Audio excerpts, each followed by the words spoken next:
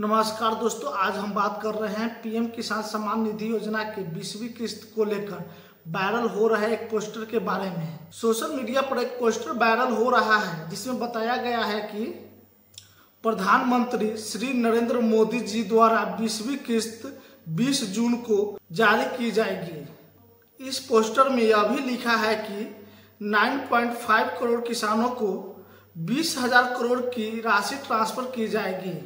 लेकिन ध्यान दीजिए, सरकार के तरफ से चाहे पीएमओ हो, कृषि मंत्रालय हो या किसी अन्य केंद्रीय मंत्री के द्वारा आधिकारिक बयान या ऑफिशियल नोटिस या प्रेस रिलीज सामने अभी नहीं आई। इसलिए कृपया किसी भी जानकारी को पक्का किए बिना शेयर न करें।